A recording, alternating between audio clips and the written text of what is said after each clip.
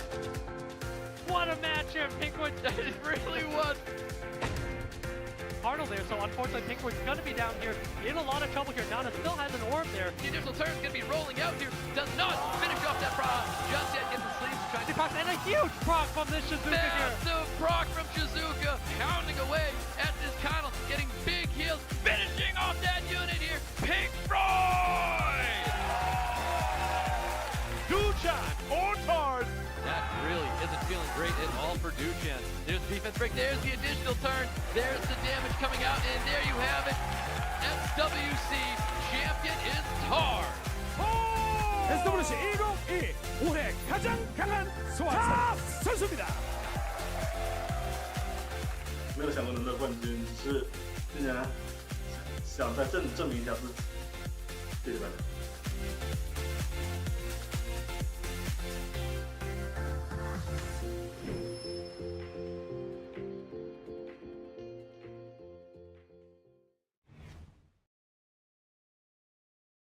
Hello, Summoners! Summoners War World Arena Championship is back again this year. Which summoner will lift the trophy with a total prize pool of $214,000? Let's dive into the details of SWC 2023 now. First off, we'll introduce the venues for this year. America's Cup will be held in LA, USA. Europe Cup in Paris, France. And Asia Pacific Cup in Taipei, Chinese Taipei. Lastly, the World Finals will take place in Bangkok, Thailand. Please look forward to various on-site events and amazing games to come. Next, here are some of the changes made this year. 1. An advantage to the host region of the World Finals. Instead of selecting 8 World Finalists, 2 from America's Cup, 2 from Europe Cup, 3 from Asia Pacific Cup, and 1 from China qualification match. A ticket to the World Finals will be given to the region holding the World Finals as an advantage starting SWC 2023. The winner of this ticket will be decided via a separate open qualifier.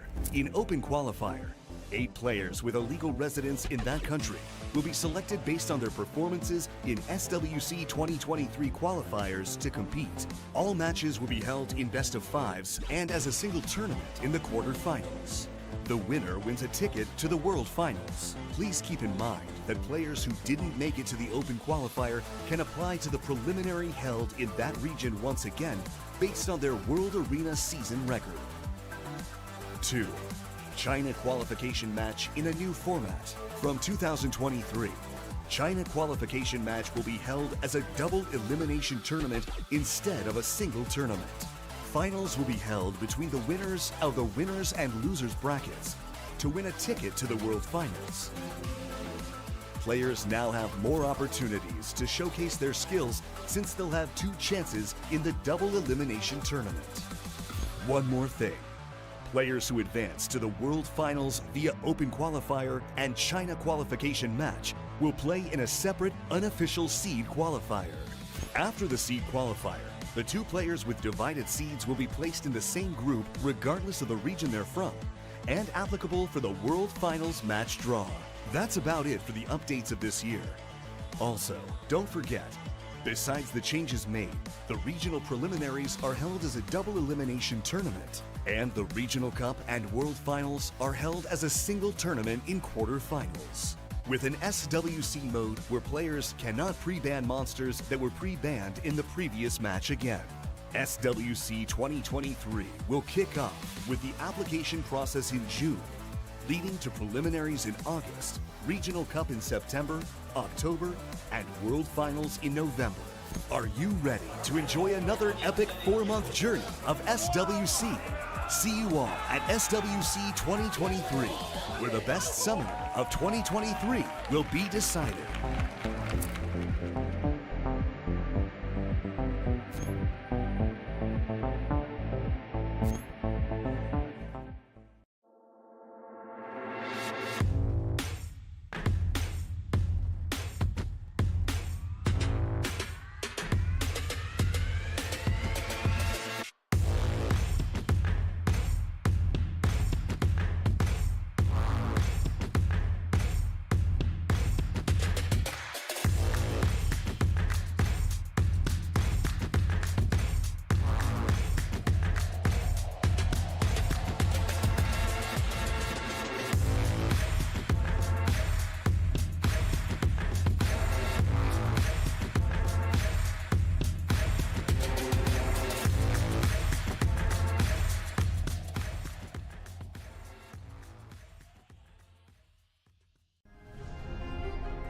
I started the game when I was 15 years old, so since then I wanted to qualify for SWC. As long as I'm happy with how I play, then that's all I can do.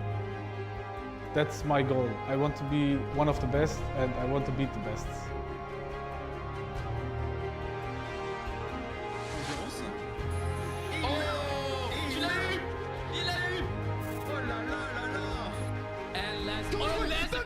Okay! He landed it!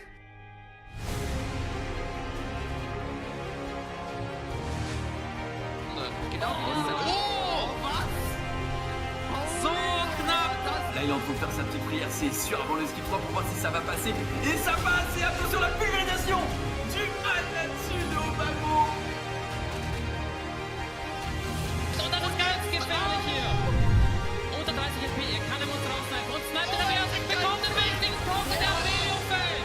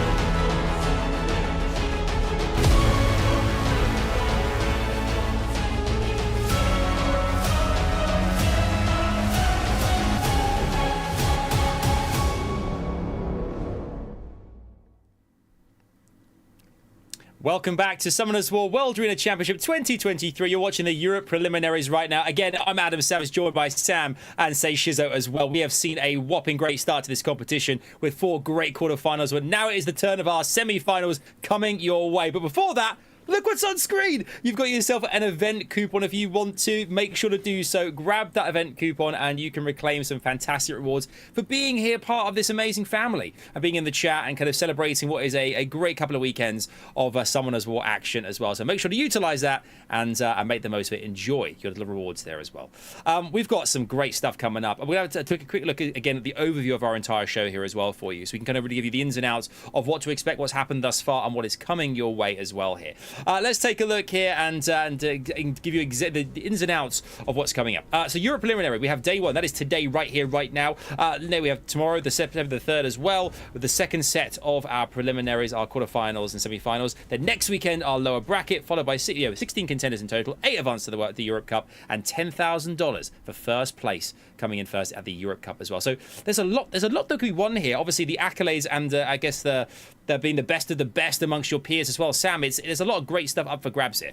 Yeah, there is. And in all honesty, Adam, I was super excited for today. I'm actually super excited now for next weekend as well, because how stacked that bracket is going to be for the first round of it is like genuinely crazy. It's almost Europe Cup level standard already.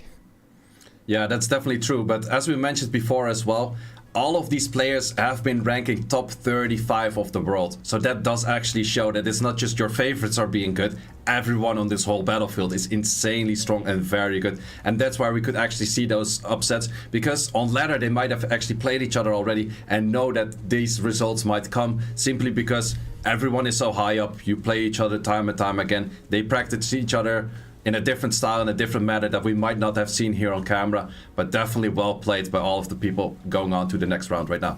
Absolutely right. Here you can see our two matchups coming your way. The semi-finals, NICERSMICER versus LUFIA is first. That is the big first semi-final in a best of 5 here.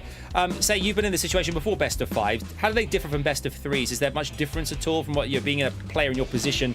How do you have to kind of like expand on what is a best of 3 into a best of 5? Well, I definitely do like the best of 5s because it gives you a little bit more chance to play the first round of kind of like checking out, okay, testing the battlefields, what is going to happen if I pick this, if I pick that, and you have a chance of like making a mistake. Like if you make a small mistake in a first round that is a best of 3, you cannot really recover because the next match is going to be very different because you have different pre-bans. In this case, you have the option at least to come back to that same pre-ban as you did in the first round. So you can adapt that draft in a lot more ways, which gives you a lot more opportunity to actually play towards your extent, but you can say like, okay, I can learn from my previous mistakes and then bring that into the next round. That's right. You can see LUFIA's stats here on screen. We saw NICERSMICER a second ago there as well. Going head to head, beat out the likes of LIVERT and ISMOO early in the competition here. I mean, what were some of the highlights from the quarterfinals for you, Sam? What kind of really stood out as kind of like great moments from both these players? I think especially for NICERSMICER, he was able to take down LIVERT in LIVERT's style of play. It's going to be very different for him against LUFIA now. LUFIA already had kind of a speed battle along with ISMOO, and I think he's probably going to continue that as well, and it's now time for NICERSMICER to kind of change up his style because it's a new opponent now. He's actually had quite a lot of time realistically to watch LUFIA's match to see what he's doing, how he's going to perform, and I'm still wondering how much is going to be relied on the units that were used, especially by NICERSMICER, that Dark Asura. I'm not sure if we'll see it again this time round. Let's find out. I definitely do think that it's a unit that NICERSMICER likes to pick up. Actually, the moment it was drafted, it didn't fit that well into a bruiser fight, but maybe into a speed fight where you're forced to hit that unit with the threat state. It starts countering, starts bringing that armor break. Definitely might have some potential here and there. However, it is also definitely, as you guys just said, being the first one to play, having your first round win in is very relaxing. You can take a sit back, you can definitely look at your other opponents and that kind of stuff, and then just revolve from there, seeing like, okay, I know exactly what my next opponent is going to play because he's playing that match after you. If in the case of LUFIA, you don't have that thing of like you're super focused, like, okay, I'm playing my match, I'm playing ISMOO, I have to bring this, this, and this, and then during the break and everything, you're like, okay, who was the people of the previous match that I have to play against right now? Let me do the rehearsal on that part right now. So there's a little bit of a different mindset in there, and let's see if that's towards the favor of LUFIA in this case, or, well, actually towards the favor of NICERSMICER. He had the more preparing time, but LUFIA once again also has shown like very well potential for all of the drafting that he did, very well prepared for ISMOO. But also the big question is, as LUFIA being, did you prepare as much for NICERSMICER, or were you actually very much prepared into playing into LIVERT in your second round? That is a question that we're going to find out as well. I think that's a really good point as well, because you do so much focus on that first matchup, and then come the semi-finals, either of the players could qualify and go against you to go and get that place in the Europe Cup. But we were lucky to all be there last year at the Europe Cup in person. It is an amazing experience, and Paris, I'm sure, the winner of this matchup will be there in the Europe Cup in Paris. It's going to be incredible. For the players as well who are playing tomorrow, looking at today's action, as I'm sure everyone will VOD review and watch this back, or is watching now. Hi, everyone. I mean, what do you think their reaction is going to be as well to these kind of, we consider them upsets to a degree here, but we didn't predict these outcomes for some of our matches here. Do you think they'll be watching and kind of taking things in differently, having seen how things have played out thus far, Sam? Yes, I 100% think so. I think it shows that you can't take things for granted in this game. You have to be prepared. You have to make sure that you're ready. Never take anybody so lightly, because as we can see, upsets can happen. And you have to counter in the fact there's a pressure situation in there as well. You'll feel your heartbeat in that time of 30 seconds in your picks and your bans goes down very, very fast when you have to suddenly think about it. And especially if it's something that you're not prepared for, it feels even shorter. And I'm pretty sure Say can attain to that as well. Yeah, definitely. But it's also a way that you can pressurize your enemy. If you pick within half a second, they only have 30 seconds to think. Because if you add up the both 30 seconds of both players, you have 60 seconds to kind of think about your next move. If your enemy also goes for those full 30 seconds. But I also played with some of the players that I played with in the past or against in the past. I was like, okay, I know they really like to take their time. But if I start pressurizing my picks within 2-3 seconds, picking all of my units, it might actually pressurize them to have too little thinking time to get the right drafting. However, could be a downfall as well on the case where you say like, okay, I picked in that fast, and then you're like, wait, no, that was not the right one. Double-edged sword. Yeah, I guess you would start second-guessing yourself and stuff. I mean, there's a lot to think about. And our players, I'm sure, are prepped and ready to roll right now. We have our first semi-final ready for you guys watching at home. Let us know, as always, in the chat who you think is going to be the winner, the victor going through to the Europe Cup. One of these two players will be doing it. Who is it going to be? NICERSMICER or LUFIA? Our first semi-final. Let's dive in this Europe preliminary semi-final on Summoners War World Arena Championship 2023. Oh, the nicer ending that might have not been foreseen might end in a certain player if they go aloof. Say, we have LUFIA versus NICERSMICER, kicking things off with Ongyukiban and Volantis. Yeah, definitely. Actually, I guess both players looked at the player profile, seeing like, okay, your most picked unit, it is out. Let's go from there. We have the first pick to NICERSMICER. Is he going to go for a speed lead? No, actually goes for that Shizuka. Still one of his comfortable picks. Definitely do want to see if NICERSMICER is going to go for that Smicer or that Sierra. LUFIA, are you going to go contesting the speed lead? Are we still going to go into speed leads right there? But also, maybe the Bella once again? Or do we go some more of an AoE CC / AoE strip route? All of those potential possibilities are there with that opening of a Shizuka. Yeah, actually goes completely. Pulled it up with the Raccoony, right? But it's also, you've got to think about it. This first game as well, you're still testing the waters, right? You're seeing what the other person's thinking. LUFIA took some time there, like we were speaking earlier, didn't jump into anything. Now NICERSMICER, what's he going to respond with, say? Yeah, going for a more in this case, you could say like, okay, I'm gonna match your bruisering style because LUFIA is showing bruisering already. We're actually going back and forth between saying like, okay, I kind of want to turn 1, but I also kind of want to turn 2. However, that vert could also be swift and outspeeding the whole battlefield right here. How do you answer that? I would definitely say that something along the lines of a Hey Gang would be very strong on the side of LUFIA too. I would also probably say that LUFIA will go for that Bella because the Bella will probably move in front of the Raccoony. Raccoony can boost it up one more time and do heavy damage on that unit. But you can also definitely do that with a Han. And goes for the Cigar. Yeah, Han and the Cigar. Huh, interesting, right? Because now NICERSMICER is in a bit of a situation where he's probably not going to be going first, right?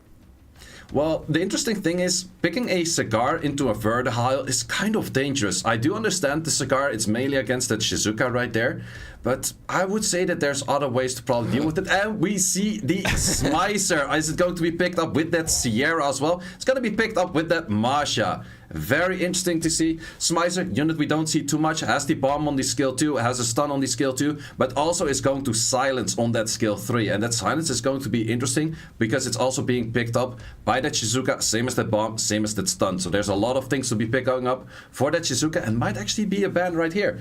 Other hand side, A Juno would very much be fitting, I would say, for LUFIA, but there's a lot of options that are also fitting. And actually, interestingly enough, goes for the SWC once again. So I would say that we're signaling a ban on that SMICER. Other hand, probably a ban on the Draconi. Kind of removing the sustain, the cleanses, those kind of possibilities. Actually, I was completely wrong. And it is the Shizuka and the Cigar, which actually counter out each other as well if they were both on the field. Wow, speed leads, and here we are, NICERSMICER versus LUFIA. Match 1 of the semi-finals, set 1. It's Vanessa.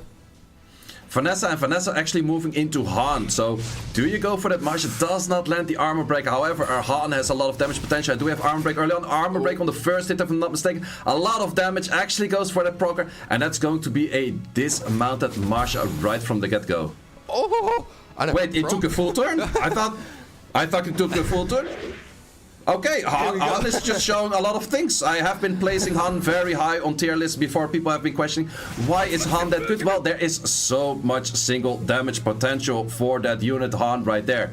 Let's see how that revolves around, because the damage potential is kind of gone. We do have that silence coming in. We can potentially stun and bomb that Han, but is it going to be enough with the cycling of the Verdeheil? Does land it though, say, got the bomb away. We definitely have the bomb away, but we also have a Raccoon on the enemy side. So in this case, I definitely do think that the SWC has to start picking up pace, where the Han did a very well first turn. But let's see if that's actually possible with all of the cycling that a Verdeheil plus a SMICER can potentially do. Yeah, SMICER's putting a lot of silences on the other side of the field as well, right, say? Yeah, that's a lot of silences, a lot of bombs, a lot of everything going around. I do think that Raccoon doesn't really care too much about it, but it really depends on how do you manipulate the HP bars of the enemy side. Because the Raccoon only tends to cleanse.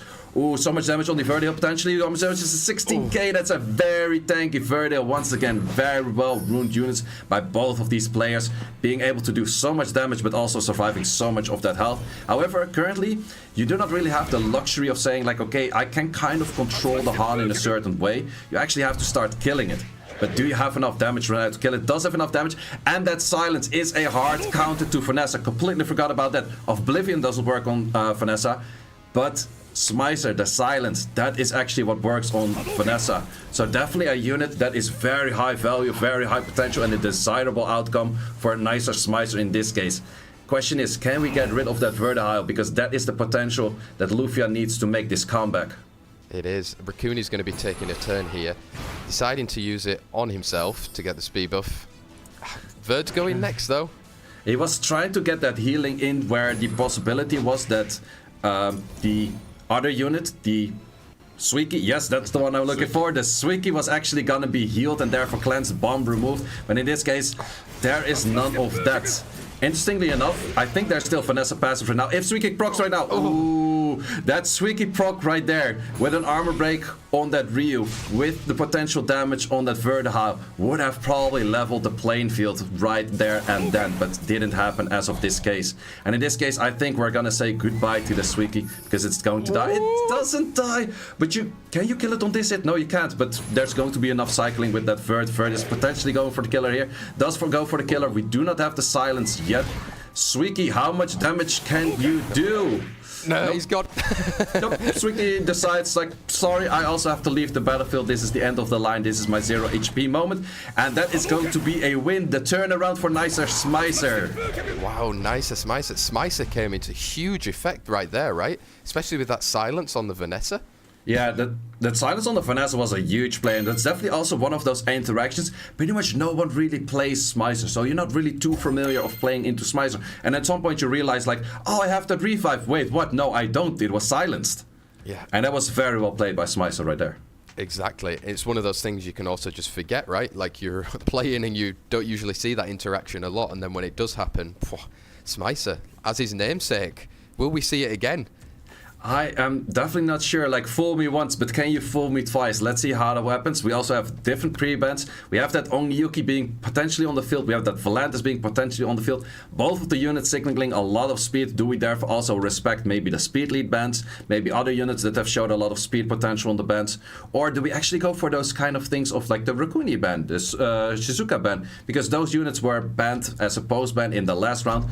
Often those signal that say like, okay, might be useful for pre-bans. In this case, we do respect speed units in both cases. We have the AoE Stripper on the right side, the Elena, and on the left side we have that Vanessa speed lead being banned. First pick to LUFIA. Who is LUFIA going to decide? Is it going to go back to his traditional Han, which played so well against ISMOO? And it did some crazy stuff on the first round in the first match. Yeah, definitely. That Han did so much damage. It pretty much deleted the Masha straight off the field, but actually decides to go still that speed game. We have that Oliver in there, and there's a lot less speed units on the field right now because that Vanessa is no longer possible. However, I'm not too sure if NICERSMICER picks up a lot of Vanessa. He likes more on that Moor, also known as the Water Ryu, and he goes for the Raccoon in return in this case. LUFIA, how do you answer to a Raccoon? Yeah, he seems like he's probably stolen the Raccoon, but probably was using it, if I remember correctly, pretty well also in the previous match with LIVERT. So it's one of those units where, yeah, you might feel like you're stealing, but also if you've got it runed up well enough, it's going to be very effective, as LUFIA is going to be locking in, looks like a Shizuka, and taking his time on that last pick for his famous Han. Yeah, definitely going for that Han. And actually, NICERSMICER is known on ladder to be picking a lot of Raccoon. It's one of his most picked units, so definitely a unit that is both a steal but also a comfortable pick. NICERSMICER, how do you answer to this? Something along the lines of an Athena is definitely very strong right here. You could go for a Sekhmet as well, and that Volantis for showing like, okay, I want to play speeds. Yeah, Sekhmet and Volantis being locked in straight away by NICERSMICER. It was pre-banned in the last set, so now he's been able to use it, like you mentioned before. How do you think LUFIA is going to answer with that? I can only say one thing, and that is a Juno. But Juno with what? That is my big question. That is definitely how I would answer this. Is LUFIA per se now going to do the same thing? I'm not entirely sure. You kind of have to maybe go for a second speed lead and then that Juno, or Juno with another passive unit. We definitely have the Juno in there, and then we go for another speed lead. We go for that Ongyuki that is available right now as well. Technically a passive unit, but not the one I was maybe thinking about myself in this case. Other side, NICERSMICER. Maybe you want to go for a speed lead. You only show one speed lead on the field right now, which is probably going to be outspeed by both that Han, but no, actually goes for another CC unit in the form of Sagar. Bans, I would say Raccoon and Juno are definitely high value bans. I would also say that Shizuka has the potential to completely flip the map, but there's two resetters on the field. So I would give the value towards the Juno, and the Raccoon, I think it's just always a devastating thing to leave on the field. It can heal, it can cleanse, it is just there, it's hard to kill, it's 100 resistance. Can we see it on the field today? Yes, we're going to respect that Shizuka, so there's less potential for that full outspeed, and we have that Juno gone off the field. Here we go then, we're going into set 2. Is this going to be an extension of his lead for NICERSMICER as Han is moving first? We have Han moving first and the Ongyuki moving right after. You could tumble in the damage into that Raccoon that has no armor break, but it's going to Nemesis, and it's 100% going to be enough Nemesising to the part where it would take a turn cleanse of that armor break, so therefore decides to go for the Cigar and nearly killing that Cigar straight off the get-go. Can you do enough damage to the Cigar? If you go for skill 2 right now, once again, Raccoon might move, more will move, a lot of units will move, but I think you're by the sliver of health. You're not gonna kill it. Went for that pushback on that Raccoon potentially, but NICERSMICER, once again, we can see it, all of those players, very good runes, the unit survives. But can we go for the turnaround? Is there enough damage on the side of NICERSMICER? Because we see a lot of damage on the side of LUFIA. But the side of NICERSMICER are more of those units of all saying like, okay, I'm the setup, I'm the support, I'm also set up, more setups. They can do quite a lot of damage over time, but is that enough damage that we can see right here? Oh, for Volantis, eh? Lands 3. Lands 3, but does not land one very important one. Does have the Cigar to go for the backup, and that provoke right there. Can we get some more stunners over here? Do not get stunners because it's a bio more. A lot of damage coming from this skill 2. Maybe potential some stunners, no stunners, but that is actually a lot of damage. So the setup is the damage here as well. What can we see on the side of LUFIA? Because that Raccoon is like, I'll take one turn, I'll take another turn, I boost up myself. And what was a Cigar that didn't have that much HP suddenly has a lot of HP. But we have that Despair, Oliver coming in clutch, definitely something he needed right now. Technically you want to go for skill 1, armor break, skill 2, would be the highest value they can take right now. It's going to take the chance as well, but couldn't get it at that position. Oh, Moore's going to be taking out one of units at least, and Han looks like he's pretty much gone as well. Yeah, that Vioproc definitely sealed the deal for Han as well. Oliver can take a turn, but it is Despair, so it cannot go into many cycling. You kind of have to stun the Raccoon maybe, but I think the deal is kind of sealed right now. We have the skill 2 coming up. You can probably revive the Ongyuki, start doing a little bit of damage across the board, but it's not going to be enough in the side of LUFIA. decides to go for the Han. Skill 3, not available because of that recent change to Shizuka. And here we go. He does get the stun on Volantis, but realistically now provoking. It's going to be over for Lufia. How do you think he reacts now with coming into the third set, the decisive set? Because Shizuka's a little bit off of skill 3, if I remember. Yeah, Shizuka's still going to take quite a while of the skill 3, that's definitely for sure. And we have the win to NICERSMICER with a 2-0. Lufia really has to think about, like, okay, that third match, both ways of drafting did not really work out. Do you maybe have to switch something up? NICERSMICER shows a nice variety of going between Bruiser, then going to first turn. He can play both of two worlds, because in this case, it was like, okay, Lufia, you have all of the damage in the world, but you don't have that stripper to actually set up that armor break or get for those stuns and actually get the proper damage in that way. So maybe Lufia has to go for, like, okay, maybe pick up a Chiwu, maybe pick up that Morph, maybe pick up any of the AoE strippers, and that way actually enable that your damage teams like the Ongyuki, like the Han, can deal that much damage that you would like to have. Exactly. We've just seen, we've gone back to the first round pre-ban with the Ongyuki and the Volantis again. And NICERSMICER, same reaction again. Shizuka first pick. Yeah, Shizuka first pick, definitely a comfortable pick right here. In the first match, if I'm not mistaken, we had something along the lines of a Moore and a Raccoon, or an Oliver and a Raccoon. Definitely something that we could see here. The Raccoon is definitely contested by these two players. But I think Lufia can also definitely contest it by just going pure on the damage, outspeeds, and that Vanessa in there. Vanessa and a Han. His favourite unit is being played in pretty much every single set. But NICERSMICER seems to have an answer for it every single time. And now he's going to try and answer again with a Raccoon. Who do you think he follows up with?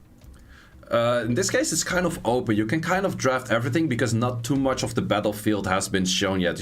We don't know all the rules to this match yet, simply because there's still so many open units there. Going for an Abellio there is slightly early, but it's definitely a good counter towards a lot of the things that Lufia might play. But in this case, for Lufia, if you go AoE strip right now with a Cigar, or AoE strip with a Chunk Pong, or AoE strip with, or even Chunk Pong plus Cigar, are definitely all kinds of units that would kind of seal the deal for that Abellio and Shizuka not getting any useful turn-off.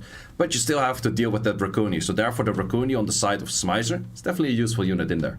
Yeah, for sure. And it's actually, I think, the first time today we've seen a Abellio. So that's another unit to add to our Europe Cup scene. And he goes for the Cigar, but with the Bella, his reliable unit. Yeah, Bella, interesting enough, very well used against ISMOO. Hasn't seen too much playtime right here, but definitely how do you counter all of those units? It's simply more passive. So you add in the Vertihile, definitely does work. You could potentially also say, like, okay, I want to go for a little bit more immunity. However, you do have two single target strippers in the Cigar and the Bella, but it is difficult to keep everything stripped at base. So I probably expect another support slash... okay, passive unit, but not necessarily the one I expected, because we have seen the Masha being pretty much deleted off the field simply just by that Han. It is somewhat protected right now by that Abellio, but that might be the focus of the ban as well. Really depends on what Lufia brings as the fifth pick right now. Could you go for another snipe unit? Could you go for maybe a Suiki? Because that's pretty strong on the field if you ban at Abellio. Does go for a water unit, but it goes in the sense of, like, okay, I want to have a little bit more sustain. I add in a Praha. Yeah, exactly. Praha is the last pick from Lufia here, and we're going to be going into the bans right now. So who do you think? Do you ban out the Praha as the last pick, or are you too scared of Han now? I would say that the Abellio ban is definitely favorable, and on the other side, you could go for the Han or the Bella ban, but banning that Praha definitely seems favorable as well. I think the Cigar and the Vanessa are not really too much feared on the side for Smicer at all. We do actually go for a Cigar ban, interestingly enough, but Cigar is actually also the main unit that's countering the Shizuka, and Shizuka is also off the field. So in this case, it's going to be very hard to kill anything because of the Abellio. Third round, the NICERSMICER, Lufia. Let's see what we can do. Oh, the defense break is there, say. Defense break is there, but that is definitely going to dismount the unit straight off the get-go. However, I would say that this match seems favorable for Lufia right now. We definitely haven't seen everything to it. Decides not to go for the skill 3. Pretty interesting choice, I would say, because with the skill 3, you actually had the potential to kill it right away. In this case, I'm not too sure if that is the right play, because it's gonna take a while for your units to fully take turns again. It is, and Han is provoked as well, and now Vert's going with the boost up. Yeah, with the boost up, that boost up was mainly to have more cycling on the team. The moment that the Marsha gets one of the skills off, you have one of the units, or you have the Marsha on immunity. That's definitely what you want to see. Can be stripped here at this moment as well, but Lufia is definitely aiming for as well. And therefore we can have the Daydream. Interestingly enough, you could decide for the Marsha skill 2 to not instantly go for it. It is the armor break, it's gonna stick for a little while, but it was fully healed by that Praha. So currently we're kind of on the start of the battlefield, but the Marsha's taking quite some hits already, and we have that Bella moving in pretty soon with a lot of damage, probably once again tumbling down that Marsha. Yeah, let's see how much damage Bella actually does do in the end. With the burst, kind of 5k on the first hits, and I couldn't quite see the other hits, but she's pretty much dismounted. Yeah. Yeah, she's definitely dismounted, but also keep in mind, the Han has to be stunned right here, because the Han has the skill 3. Han skill 3, once again, can do a lot of damage. You could decide... Oh! Commentator curse! That's not a commentator curse. Actually, the chance of a skill 1 stunning is reasonably high. I don't know the exact numbers, but I'm pretty sure it's above 50, so definitely something that you do want to see at that moment, just to control that one unit. However, on NICERSMICER's side, you're kind of on the back foot right now. Your units are getting so much damage down. And sure, the LIVERT is moving pretty soon, but... I'm not really sure. This is some powerhouse LUFIA. Once again, he's picking up that Bella, and that Bella is really favorable for him. Doing so much damage, so much work on those pushbacks. And that's giving him the wins, or it gave him the wins against ISMOO, and it's definitely going to give him the win. Or potential very good win. We're not there yet, because we still have NICERSMICER with 3 units on the field. But we have that Han on the skill 3. Are you going to go for the Raccoon, or are you attempted to kill that Abellio? Oh, it's tough now to see. He is going to go for Abellio. Clean out, sir. These guys have incredible good runes. The Han is one of those units shines so much by good rune quality. Once again, the Bella also shines with so much with good rune quality. And LUFIA is definitely saying like, okay, these are my favorable units. I like these units. Why do they work? They work because of crazy good rune quality. It's these artifacts, it's these runes. These guys are farming, and that's definitely a very nice looking favorable match for LUFIA right now. We have 2 units on the field for our NICERSMICER, but I don't really see them coming back because there's just too much damage on the side of LUFIA at this moment. Yeah, this damage is only going to get more as well now as we're going into a bit of a later phase of the game. Raccooni's he's trying to answer back though, say. Yeah, Raccoon is trying, but Raccoon is really trying like, okay, I can be the support, I can heal us, and you have to do, like Verdale, you have to do the damage, you have to start killing things. And then Pra's on the field saying like, okay, you can do some healing, I can do some healing, we have that speed buff, my units actually have speed scaling because of additional damage artifact, do even more damage, and that is the victory for LUFIA. Wow. 2-1. Brings it back 2-1, sir. I mean, that's why it's nice that we have the best of 5s here, right? You can learn in the first 2 matches and try and take it forward into those next ones. Like you mentioned, Bella. Bella came into good effect there for LUFIA. Do you think he needs to keep drafting that? I definitely would recommend LUFIA to keep drafting that, but also on the other hand, NICERSMICER, I would definitely ban out that unit, because that unit has shown some... Like, the Han is dangerous, the Onyuki is somewhat dangerous, but that Bella is just doing so much work, it's so much cycling, it's so much damage, it's just time and time again. Every turn that a Bella has is just impactful, whereas a lot of other units, you get a turn, but every other turn it's kind of a downturn. In this case, we have Vanessa being respected and also the Shizuka being banned. Here we go then. So LUFIA is going to be getting the first pick here on this side. Does he stick back with his Han? Seems to have gone through every single match for the speed lead. Or is he going to change it up? Yep, takes the Water Ryu. Yeah, interestingly enough, both pre-bans right now are exactly the units that both players like to pick as first pick. So definitely respecting those first picks on the field. And NICERSMICER is going on the pace of saying like, okay, we're going speeds, we're going heavy base speed units with that Shizuka in there. Or not the Shizuka, the Sekhmet in there with the Oliver. We have that more in there. Is LUFIA going somewhat on, in this case you could say like, okay, I go somewhat slower, turn 2, doesn't represent it, but you could definitely go for Raccooni and Juno. You might just also say like, okay, we still go for the Raccooni, and then we later maybe add in that Bella to it. Yeah, hoping to maybe pivot, or to be able to pivot later, right? He's going to have 2 picks at the end, whereas NICERSMICER gets that last 1 pick. And if you draft him well, you already kind of know that your last opponent's pick you want to ban anyway, right, sir? Yeah, exactly. I think that it's very nice as a drafting strategy to say like, okay, I can definitely play against those 4 units on the field, but I want to ban out that 5th unit. Whatever he brings, I'll just ban it, unless it's even a worse unit than whatever's on the field already. We do have that Valantis being picked up and that Abellio. I definitely would say Juno. Juno's 100%. The Abellio is somewhat difficult for the Juno, but the other 3 units is definitely something that you can Juno into. Other units that could potentially be is very strong on like a Masha, a Meo Wang. Like, I'm really looking at those fire bruisers right now that LUFIA can pick up, or just simply go for that Bella that has been shown a lot of potential. Yeah, do you need to now rely on the things that have worked in the previous match? It is still the deciding set, so if NICERSMICER does win this, he is going to be going through. But LUFIA responds with Ongyuki and Bella. Goes for the double LDs. I'm not too sure about the Ongyuki. It hasn't shown that much. I do know that LUFIA really likes to use that unit. Season 24, Season 25, most picked unit. But it is currently not as great as it was in those 2 seasons, like the last 2 seasons before this. So therefore, I'm not too sure about this pick. I definitely do like that Bella in here. And we actually go for a Sion unit. We haven't seen too much, but that shows, okay, you do not have enough strippers. You have to deal with all of my units, and the Sion is most likely a must ban. If you don't ban it, it is going to be devastation for him. On the other hand, actually you're kind of free to ban anything, but most likely signaling into that Raccoon. Let's see if it actually does go through them, right? It goes for the Sion and Raccoon. Yeah, in this case, well, both of them kind of have to interact with each other. If one of the two was on the field, it was more devastating for the other side. So definitely we have the fight right now. NICERSMICER is somewhat on the back foot of saying like, okay, I will take that first turn on that segment. Maybe the Valantis moves afterwards, because I expect both speed leads. But the Abellio, how much can you heal? Or on the other side of LUFIA, how much damage can you actually dish out? And funny enough, we don't go for a general speed lead. We go for a Han speed lead. So dark units are faster than the Ryu is right now. So you have that stripper on the field, but it's going to move very late. Yeah, and here we go. Is Sekhmet going first? Han would be going second and resisted. That is a absolute huge resist. But the big issue is right now, why is your Han moving in front of your Bella? Bella is the setup, Han is the finisher. In this case, you cannot really do both. If you had that different setup, you would have dropped down that unit to slightly less HP, and you would have been able to kill through it. In this case, I'm not sure if an Ongyuki is going to do enough damage to where you can say like, okay, we instantly remove that unit from the field. That is Bella, so much damage.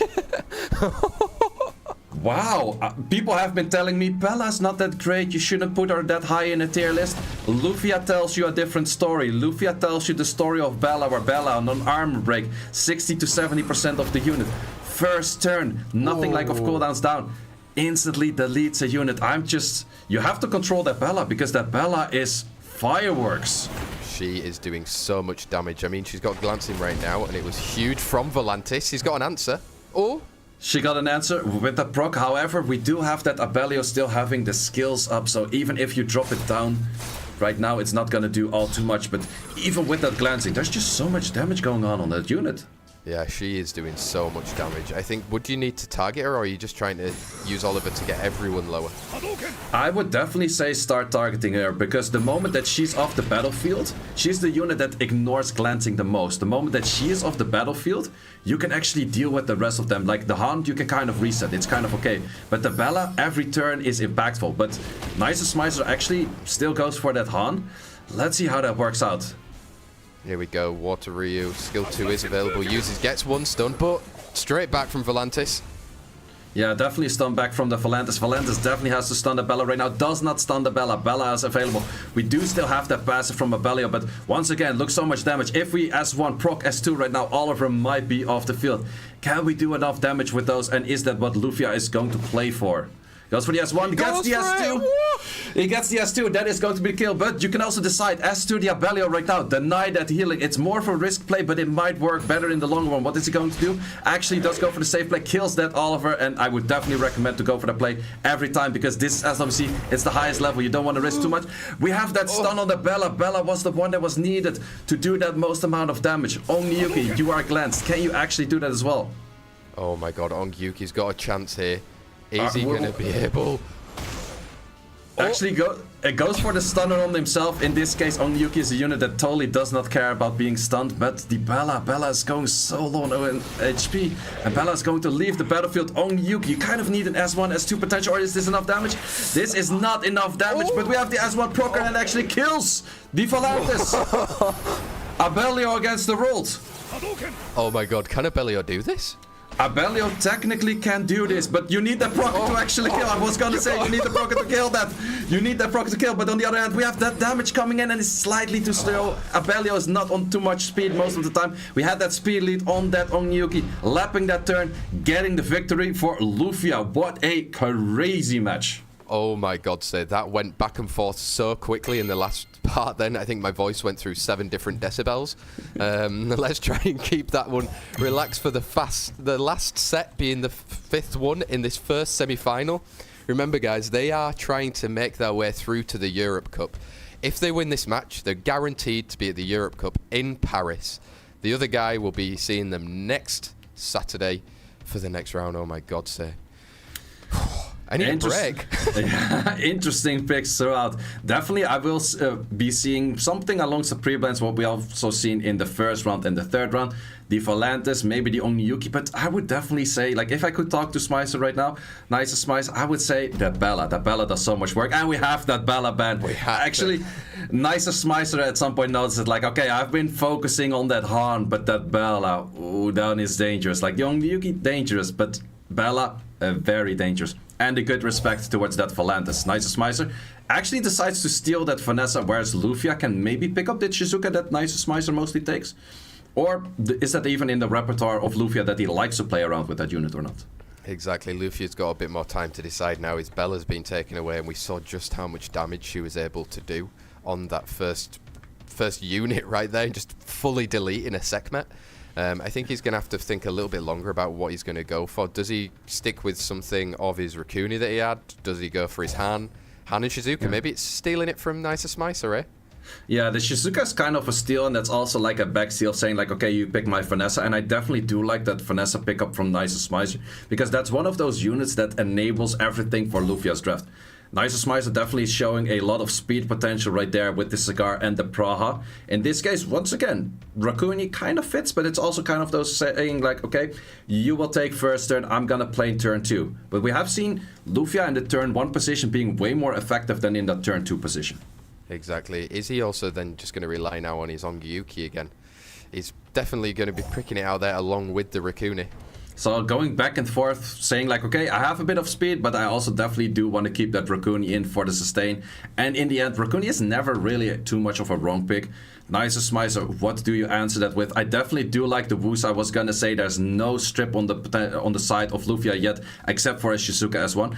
If you were to add 2 units with immunity right now, would be very nice. On the other hand, the second immunity unit is a little bit harder to pick because you have to have something that's, well, a Riley or something doesn't add too much to the draft. However, Miles definitely does add a lot to this draft. Going to be a lot of damage, especially Miles Praha combination. You have that speed buff.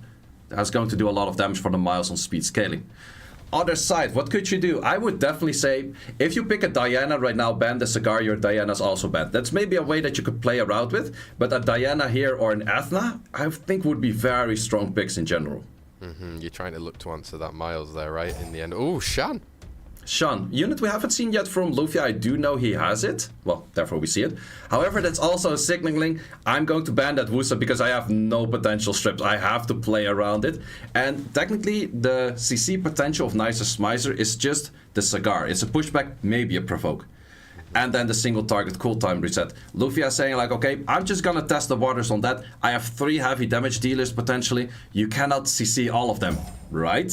Well, let's see, because he's taken our Wusa and Rakuni, and we've got that speed lead from Ham, speed lead from Vanessa. As we go in to the crunch set, this is to get that ticket between NICERSMICER and LUFIA. First turn, going to that Han, potentially has the stun potential on that, or first turn to the Miles has the stun potential on the Han. Exactly, yeah, that the other way around. Can we see armor breaks? No armor break whatsoever. Next unit to move is that Praha. We do get the defense break as well. Praha coming through, deciding to go into Shan with a proc. That's a lot of damage, 3k per hit on that armor break. Those are some very good artifacts, and that's actually showing a lot of potential with all of those units being provoked. Cool time increased, and I think we're gonna look at a way faster match than we had for the last 2. Han, you kind of need to proc into anything to do anything here. Did not happen. Here we go then. Cigar with skill 2 available. Probably gonna try to use any of his provoke onto Shizuka. Will be moving next. Oh, going instead on Ongyuki. Yeah, yeah, she had no skills, and exactly for that reason, you can stay away from the Shizuka for a while. The moment she has the skill 3 up, it's pretty nice, or the skill 2 up, it's pretty nice, but it's still gonna take a while. But Shizuka, that skill 3, that is what you need. And on the other side, we have Daydream, we have that speed buff. Miles is gonna do so much damage for now, but Han says no, wait, let me join this battlefield. I can go for a skill 3, the simple solution. Where are you gonna place it, and how much damage are you going to do? Exactly, let's see where Han decides. He goes for Vanessa. Ooh, not a single armor break. There was one armor break, but it was resisted. Then hitting the Miles. Miles apparently is 100 resistance. And we have that Miles with that proc. Oh, huge. Oh, it's Vanessa now. She's probably going to be taking the turn. Do you try and get rid of Ongyuki, or do you just take the Han? I think going for the Ongyuki is actually kind of an okay-ish play here.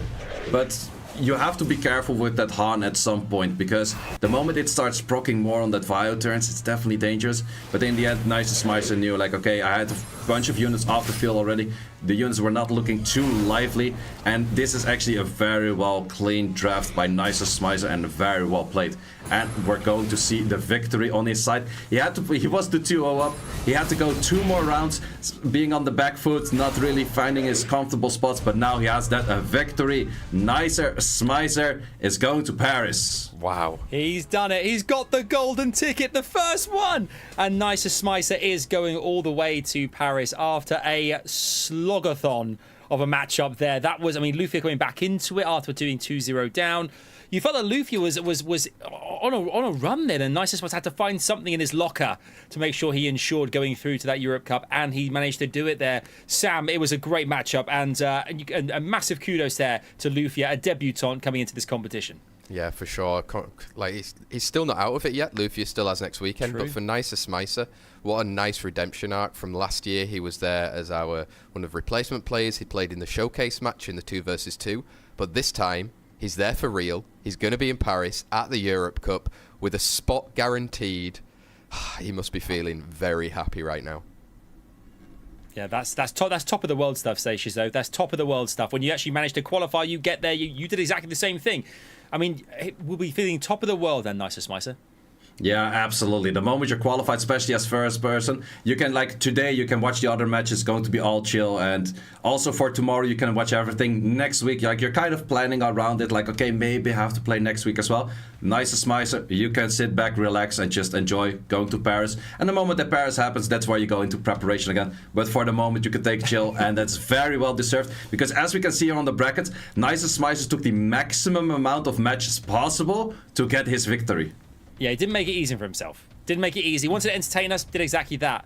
I thought you were going to say the moment he gets to Paris, suddenly panic mode again. I mean, and I wouldn't be surprised, because when you get there as well, there's going to be the best of the best all competing to try and get into Worlds as well here. But look at our next matchup as well here. Our final semi-final of day 1 of our Europe preliminaries here. We have ourselves HANZELOT versus PINKROID. And, you know, this is going to be extremely interesting to see unfold as well here. That was a great match there, but PINKROID had such a great start to proceedings against Guts earlier on today. HANZELOT as well played out of his skin there, defeating SAPYN in that first round.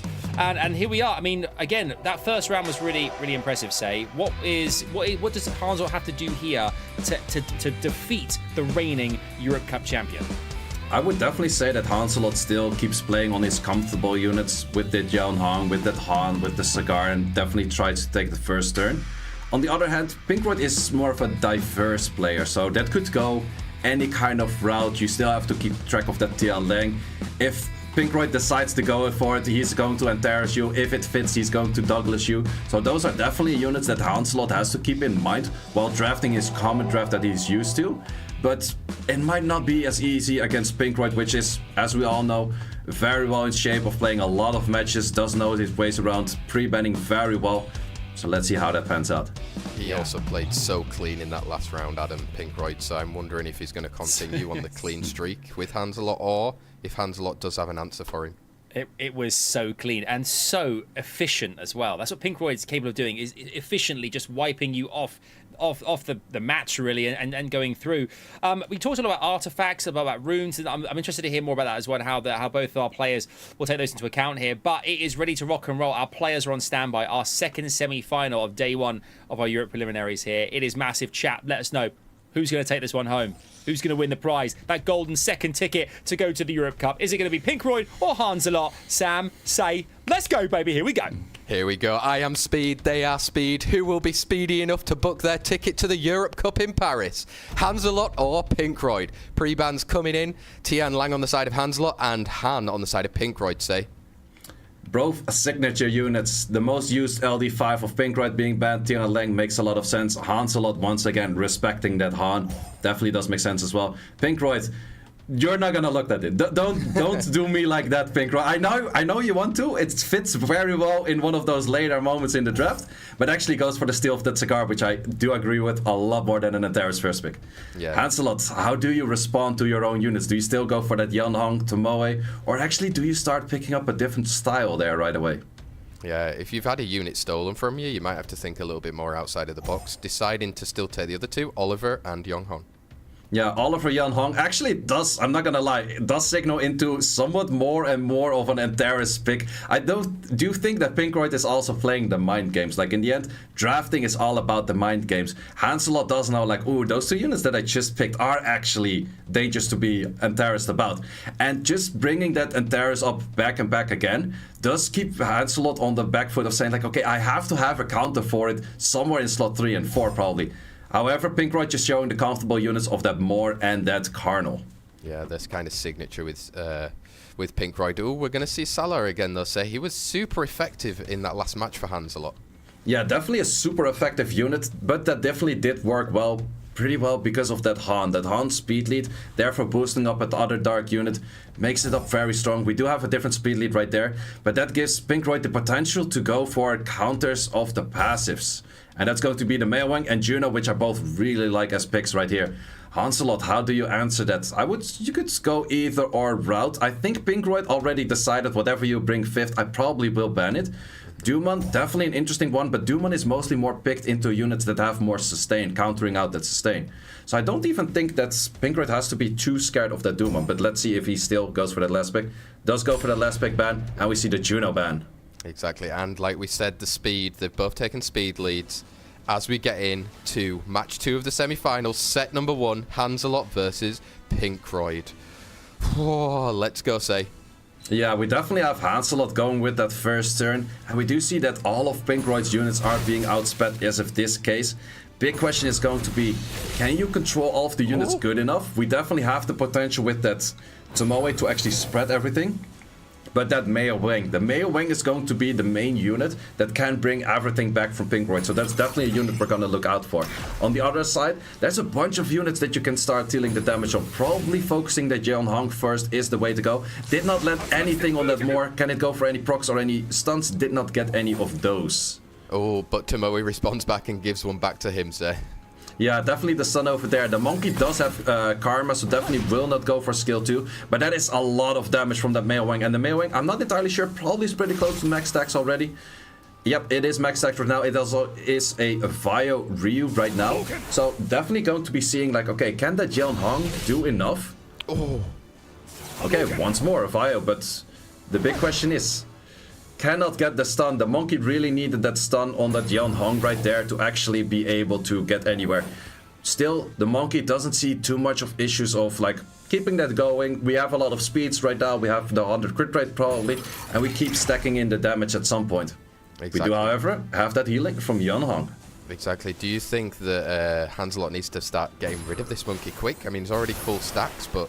it is very difficult. You have to kind of control the whole battlefield while keeping the Monkey in mind. But the only thing that you can actually control it with are silences and potentially cooldown resets.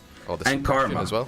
Yeah, the Karma suppression. But in this case, decided to give the Monkey the skill 2 because the Oliver actually moved but didn't do anything. I think that is slightly of a misplay because if this Monkey moves double right now, that would have been your Yeonhong off the field. She's just about surviving right now, and it's for Oliver to try and give her and buy her some more time. Yeah, in this case, does go for the Monkey on the cooldown reset. I should have done it last turn because now the unit is not looking too lively with that armor break coming up. I don't think Yeonhong has the skill 3 available yet, so that is definitely something that will be killed by this Monkey when it moves next. Yeah, you can see it's going to be moving next. It will take the kill. 16k damage right now, say. Yeah, that's 16k damage, and to be honest, the longer the fight takes, the more the Monkey will do, and you actually have to start tumbling damage into that Monkey, but it is very difficult as well. Actually, the Monkey seems to be somewhat on the squishy side. The Salah was doing quite some damage already. This spread might be very good. Heal block is definitely a very interesting thing for the Monkey as well, because the Monkey skill 2 has healing. It has a lot less potential for cycling. The Monkey definitely needs a procer right now if he wants to get rid rid of those debuffs. If he doesn't get that, does get the stunner though, but the Monkey is still kind of on the back foot with all of those debuffs. You cannot go for that skill, does get rid of the debuffs though, but is very low on the HP, but so are the units on the enemy side already. Yeah, he's going very close right now. Does Salah have a response now? Can he get a stun? Or didn't? No stun, but once again, that heal block is showing so much potential. Once again, the suppression is coming in, so much potential. This Monkey is showing lower and lower on the HP. The pushbacks, we actually have the Tomoe moving next. If you tumble in this damage into the Monkey, you might get a small critter. This damage might actually kill this Monkey right here, right now. Doesn't. We survive, say. Survives by this. Oh, this skill too, a lot of damage, but the Monkey, you kind of have to, you need an S1 proc or S2. If it doesn't happen right now, I think it is game for the Monkey. Yeah. That would be too much damage to handle, I think. The Monkey has been surviving on the sliver of health, but that is the end of the Monkey. Oh, and a stun just to add into insult for Pinky. I mean, what do you think went wrong then for Pinky? Because we're saying it now, maybe he can come back with it, but I think it's highly likely, right? You could proc on this right now, maybe start doing a lot of damage. I don't really expect it too much. I think in this case, a Water Ryu that is on this pair would have had a lot more value. The Fire procs that it took didn't do all too much, because the Fire procs that the Water Ryu took actually took away the Fire procs that the Monkey might have taken. And the Monkey taking those procs, any proc on that Monkey would have sealed the deal. Stepping twice with that pole arm that he has would have done so much damage and actually sealed the deal on that match. And that's also the thing where you kind of have to discuss, like, okay, how do I ruin my units? Certain units, if they take a proc, do they maybe take away that proc chance of another unit? And that's maybe slightly disbeneficial rather than beneficial for me. Yeah, for sure. And it's these types of small things that people are all thinking about all the way through when you're at the highest level, right? The smallest difference can mean a huge thing for the game. We see here now HANZELOT with the 1-0 lead against PINKROID in this semi-finals match 2 set 2. It means that Han and Tianlang are back in the game for this set. Who do you think might be pre-banned out on this one then, say? I would guess for the Yeon Hong, because it's very much picked up by HANZELOT. Other side more. Those are both signature units from the opposing player, and definitely well respected that as well. First pick to HANZELOT probably will go into maybe either contesting the Cigar to make sure that he has that, or going for that Oliver. Let's see if you're correct. He's opting for Vanessa speed lead. Vanessa speed lead, definitely option as well. Vanessa speed lead is actually a very good option when you have that Han available. However, Han is also hard counted by that Tianlang, so that definitely might be picked up. We do know, however, that Tianlang is better in the 3rd or 4th slot rather than slapping it in slot 1 or 2. So we have that Oliver, just an overall general unit with a Miles. Here we go then, Oliver and Miles. Miles not being used to too much effect today in our Europe preliminaries, and it answered straight away with Han and Cigar. Yeah, definitely one of those muscle memory picks that we see on the side of HANZELOT. He played so many matches in the last season, definitely knows his ways around these units, and definitely goes for that Han plus Cigar on those picks. Other side, we have, okay, going more on the safe route, trying to go for the cooldown increases plus that Raccoon. You could answer that in a whole bunch of ways, but I think HANZELOT will still go for its comfortable picks, probably adds in the Tomoe, probably adds in anything more along the lines what he has been using quite some. He does have a whole bunch of other LDs that he hasn't shown yet. Did not expect an LDS in the form of Asher, but I definitely do expect another speed lead right next to this. Yeah, it's definitely signaling that he wants to go first, right? Oh, Lima to pair up with as well, sir. Okay, interesting. It's kind of a strange pick, I would say. Mainly because, well, it is super hard counted by Juno. PINKROID definitely does know that. But in this case, it is harder for a HANZELOT to go anywhere with the draft, because you're kind of forcing that ban on the Oliver if you want to properly outspeed. PINKROID has it in his hand saying like, okay, I can choose right now whether you play turn 1 or turn 2. And giving that away from HANZELOT of going 2 units without the speed lead is slightly worse, I would say. Here we go, accuracy lead for HANZELOT and the speed lead coming in from PINKROID as we go into set 2 of the semi-final, match number 2. Let's see how this one goes down, say. Yeah, it's definitely going to be very impactful. What can this segment do? This segment does not land it, so you can only control potentially 1 unit. Big issue, however, is did not stun as well, and now we have all of the units of HANZELOT moving next. You can go for a start of the end. That definitely would say, okay, we still have that Cigar for that skill 3 going in right now, and we have that Han with a lot of potential right now to go for the upset to destroy one of the units of PINKROID. Oh, he goes in for Sekhmet. Can he do... Oh, that's a lot, but Raccoon is coming to save the day. Yeah, that's a lot of damage. We go for the second chance on that segment due to that Raccoon. Raccoon also going for some great healing. Interestingly enough right now, if Sekhmet lands her skill 3, she will get so many buffs. With those so many buffs, her skill 3 will be on cooldown right again. Can be used once more. Currently, the damage output is slightly less of HANZELOT for a little bit of time, but it will come out back up pretty soon. Once again, there's so many buffs for Sekhmet to be stealing, but actually goes for the one buff simply because I want to reset that Han, which is definitely a high value unit as well. Huge strip as well coming out from Lima as we go into Cigar. He's got second skill available. Gets the defense break and procs. Definitely a nice defense break right there, plus the provoke that is sticking right there. That is a lot of damage going into that Miles right now, and the Miles might actually leave the battlefield. Gets the proc, gets rid of the armor break. Definitely helpful right there. Is this Lima able to do enough damage? However, the Lima stripped and the Oliver starts controlling Oliver. Can we do Oliver things, or are we going to start missing? We have Curse of the Death. How many armor breaks? That's what we're looking at. We got 3 high value armor breaks right there. Lima, you definitely have to start cleansing that off pretty soon, or otherwise units are looking dire. But we have to proc on the Cigar, pushing back all units potentially. This is so much value going in there, and that's definitely a desirable outcome for HANZELOT. Yeah, as we move into Han, the heal block was preventing Escher, but Miles down, say. Miles down, that's a lot of damage. I'm not entirely sure if PINKROID has a damage Oliver. I don't really think so. Most of these Olivers these days are high tanky, 100% resistance, and that is not what PINKROID needed in this case. He needed something with a little bit more juice, a little bit more damage. We did miss one of those skills with the Sekhmet. Once again, goes for the retry. Retry does actually land it. If it would have crit, it would have actually done a lot more. But this is very much an uphill battle of the Lima, the Escher, and the Cigar into 2 fire units. The 2 fire units are going to be on the struggling side with that.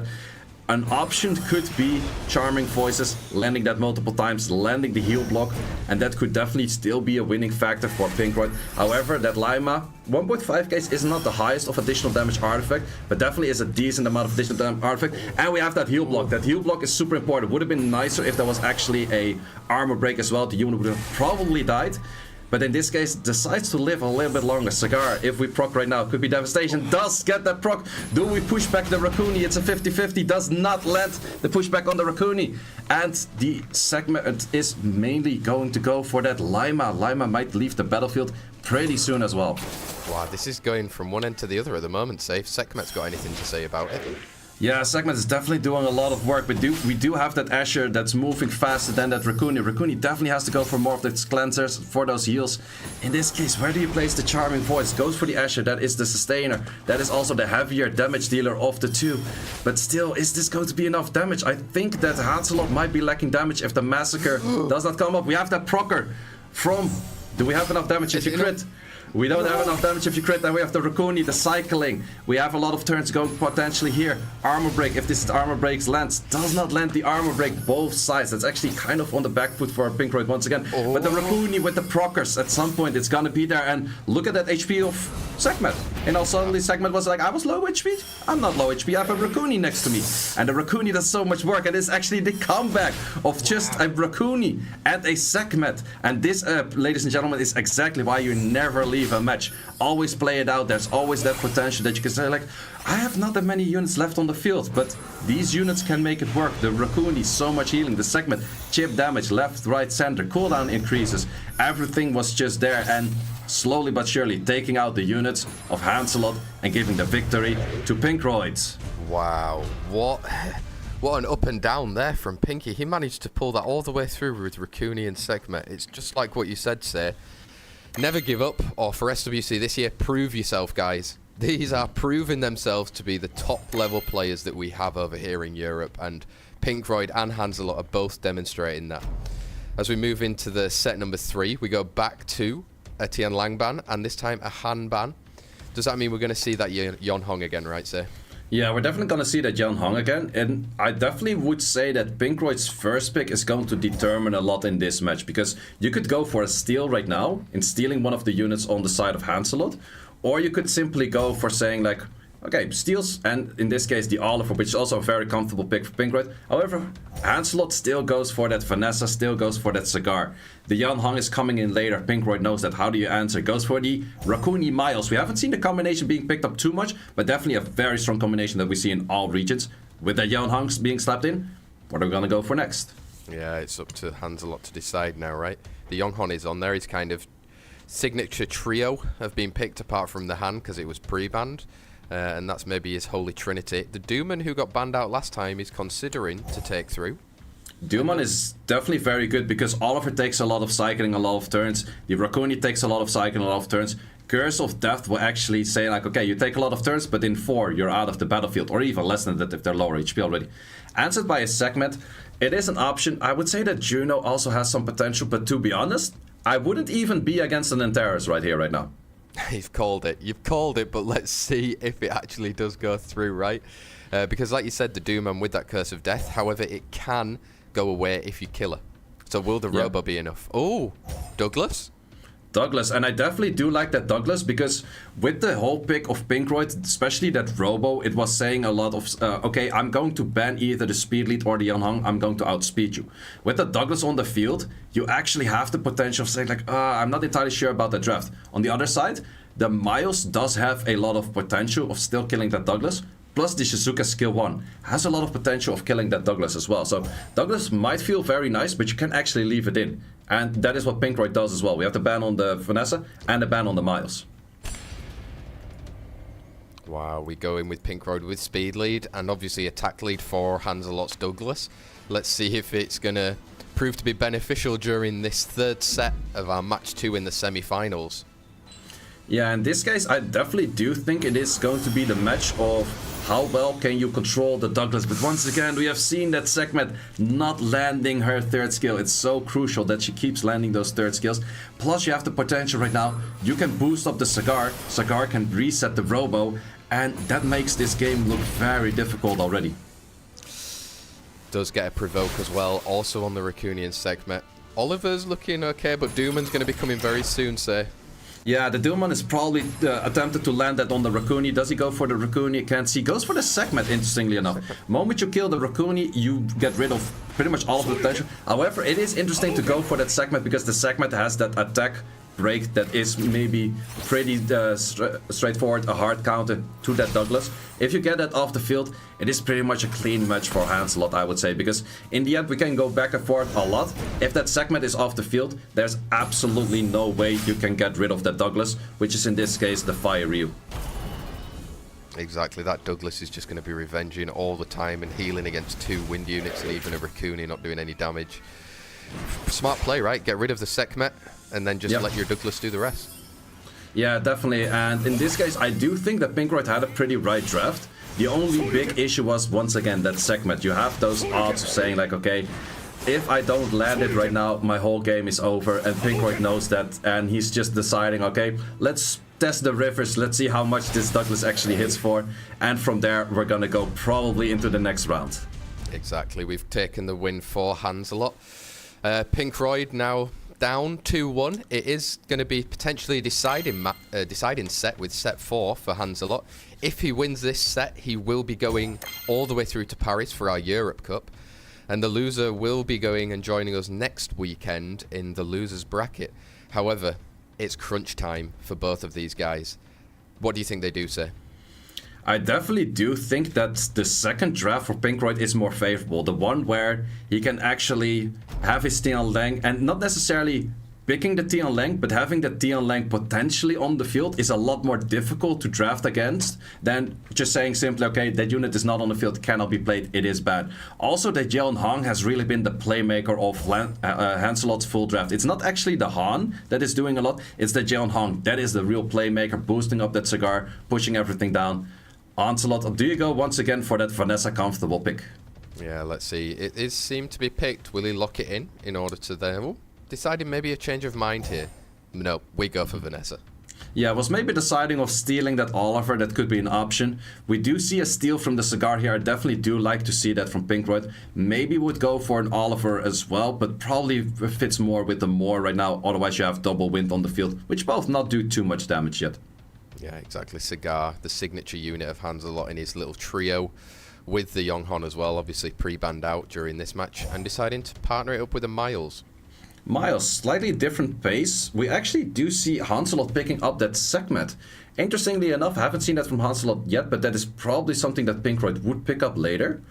However, does that fit that well with your draft, with the Han probably coming in soon as well?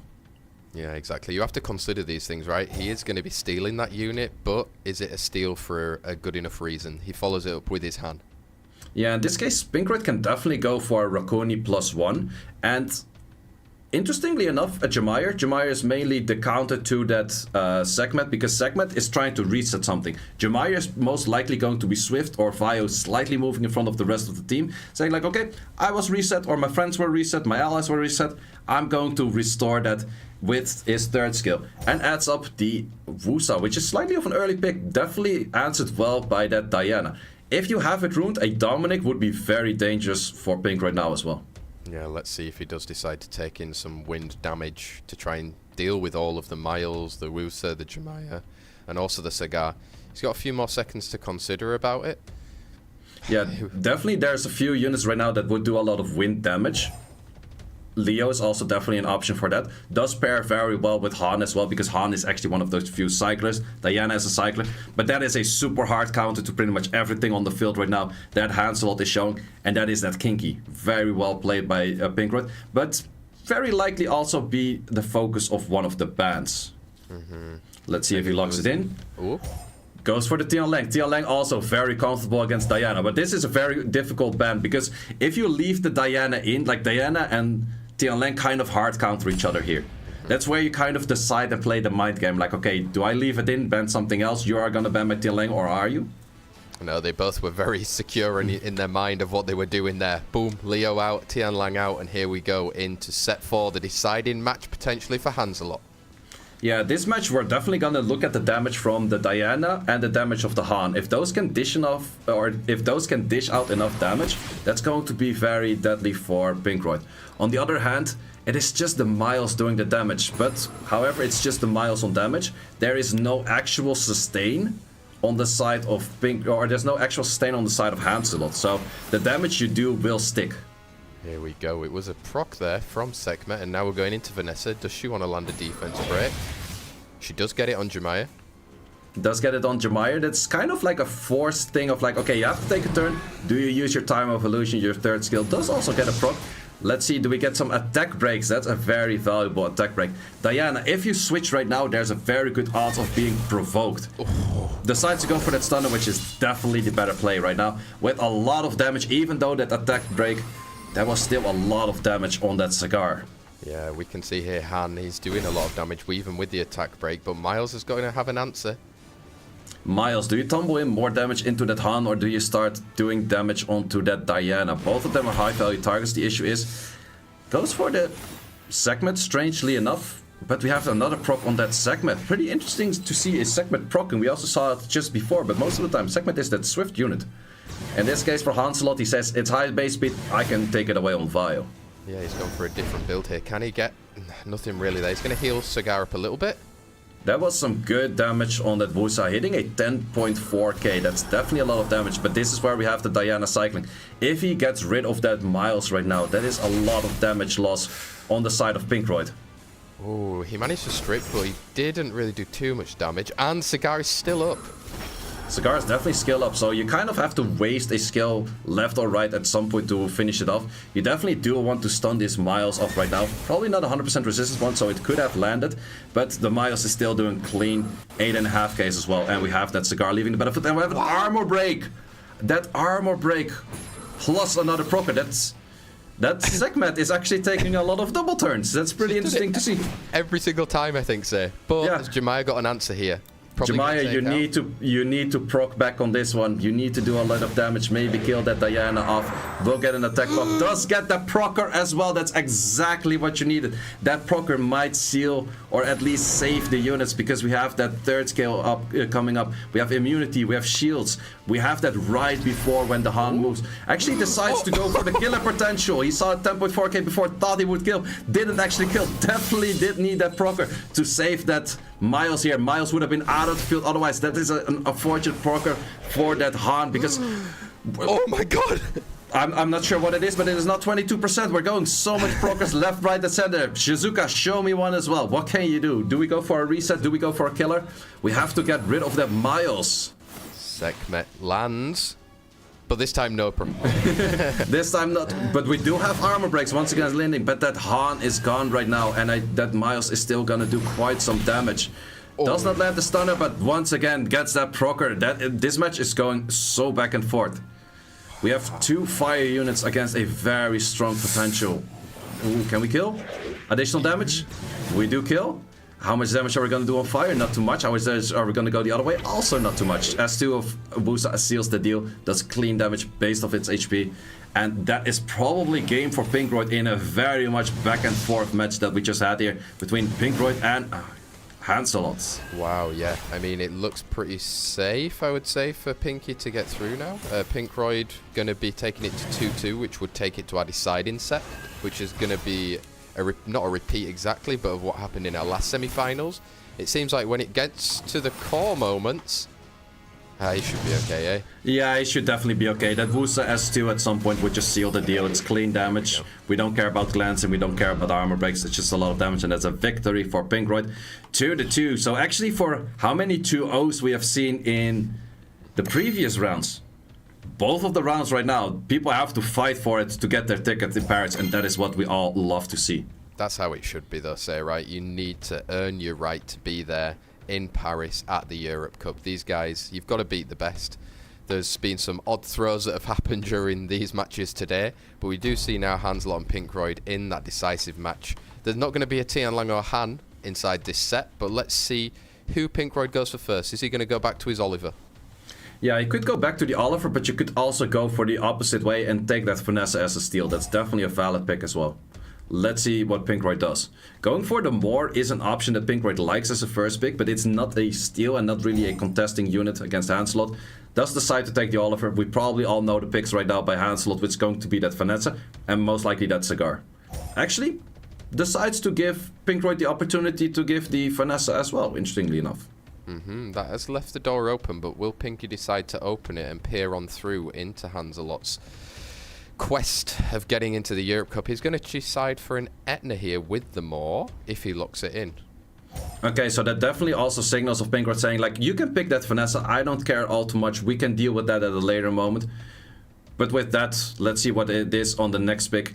I would say more fire units against that Athena is definitely beneficial. But HANZELOT's actually taking away his speed lead. Does he go for any other particular units that he would like to play right now? I would definitely say a fire speed lead would fit here. Maybe Meowang is slightly too early. Rakuni is definitely an option. Marsha, also for sure an option. Oh, he brings that Salah. Going back to the Salah, I love to see it. On the other side, PINKROID, how do you answer? Juno is definitely a way to answer it because Salah doesn't really control where the passive is gonna go to. So therefore, Juno might be very impactful on that whole match. However, Juno might find the better end by just being damaged a lot by the Yeon Hong. I would still say probably a Rakuni and a Juno. Actually decides to go Josephine and a Meowang, still having that bruiser in there. Josephine, I'm not too sure about because it can easily be... What are you actually... Okay, it's against the stunts of Salah, but besides that, I'm not too sure about the Josephine right there. Yeah, HANZELOT for quite a few of those, I guess. Hoping for the stuns. They were paying quite a good effect for HANZELOT in the previous match. Yeah, definitely. HANZELOT definitely has to play around that Meowang, or probably banning it, because we have seen it in previous matches, which was a very similar draft where HANZELOT couldn't deal with the Meowang. So I would say banning it out definitely would favor him in this case. But Lima also does signal that you're probably not banning out that Meowang. So definitely curious to see what HANZELOT goes for the ban right here. We're going to find out. They're probably going to think a long time about this, because remember, this is deciding match. Vanessa is going out and Etna going out. Oh, that's very interesting. The big question is right now, is that Yeon Hong going to outspeed units that are on the 33 lead? We do have that resistance lead going in for the Yeon Hong, which might potentially make it more difficult for units like the Meowang and the Josephine to land anything. Yeah, let's see as we get into the decisive set. HANZELOT versus PINKROID for that ticket to the Europe Cup. And we have once again that insane Yeon Hong moving first, potentially boosting up that cigar. Once again, Yeon Hong is the playmaker, and it's going to reset the Josephine. Does reset, but misses everything else, and Monkey's going to start taking turns, say. Yeah, the Monkey's going to start taking turns, but in this case, we do have that Lima. But Lima is actually controlled right now by the Oliver. Oh, big strip to get that for Oliver. Yeah, definitely. This is going to be pretty much in the favor of PINKROID right now.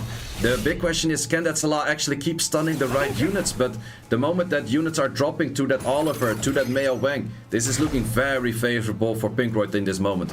It is, because Salah's going to be gone and Oliver's back to some turn cycling. There was some turn cycling, but there was actually a resistance on the cooltime. So Oliver's gonna get one more skill off right now. Well, if he doesn't decide to leave the battlefield on that armor break. But he wouldn't have the actual potential to use the skills. But this Monkey is starting to deal so much damage already. However, the Monkey does have issues against that resistance lead, which we see coming in right now. Yeah, but big stun onto Lima, and Cigar, does he have an answer? Manages to provoke Oliver, but Monkey, like you said...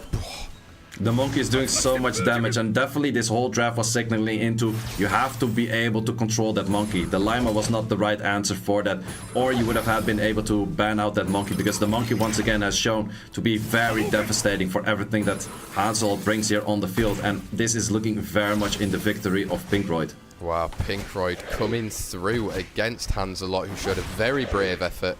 But there we have it. PINKROID has secured his place through to the Europe Cup. Yes, he has. He's gone and done it. He didn't make it easy, mind you, but PINKROID has gone all the way and qualified for the Europe Cup once more. Congratulations to PINKROID, but what a valiant effort again from another relative newcomer to this competition here in HANZELOT. I mean, Sam, going 2-1 up, I think it was at one stage. I mean, it was great unit management from both sides, but fantastic work from opposition there, who just did brilliant work on the day. Yeah, they did really, really well. You can tell that maybe the experience came to play for PINKROID. He'd been in a situation before last Europe Cup against Raxaz where he went down but managed to bring it back. And I think from playing just so many matches and have that muscle memory, it definitely helps you and prepares you for these situations. You're not a two-time Europe Cup champion for no reason, and that's what he's proven today.